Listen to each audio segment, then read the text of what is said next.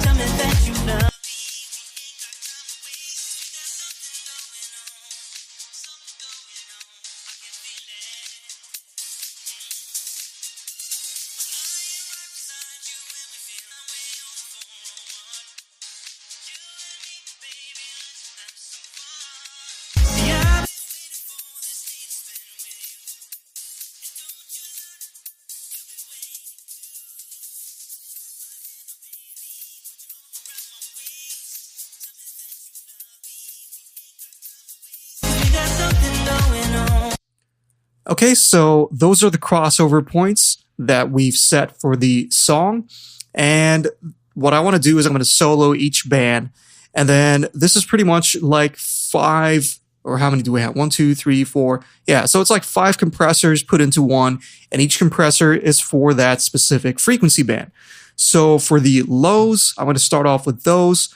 And basically what I want to do is I want to make sure that the kick and the bass are nicely glued together and that they groove together nicely. Okay, so again, I'm going to start off at the chorus section. I have this band soloed, and we're going to set these different settings. So the first thing I want to do is for all of these bands, I want to set the range to the minimum, or minus 24, which actually is the maximum. So the range is the maximum amount of gain reduction that you can do. So I just want to have that range to play with, and I don't want this to limit me in any way. So set these to minus 24, which is the most you can set them at, or the lowest actually, because this represents, so this is telling you you can compress this frequency band by a maximum of 24 dB. All right. And then I'm going to set the attack and release settings as I listen.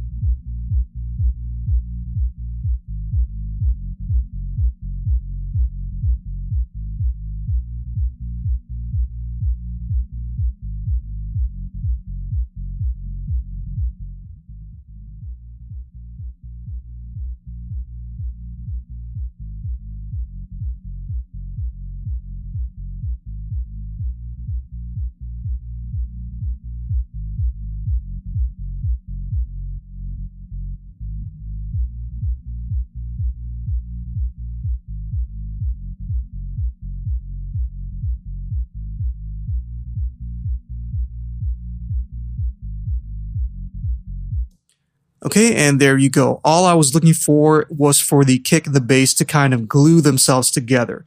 And the first thing I did was I took the threshold extreme, I took an extreme threshold so I can listen to what the attack and release settings were doing.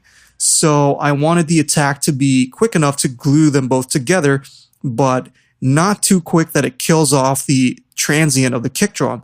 And then I set the release so that I don't hear any audible, annoying pumping, and until it kind of smooths that frequency band out.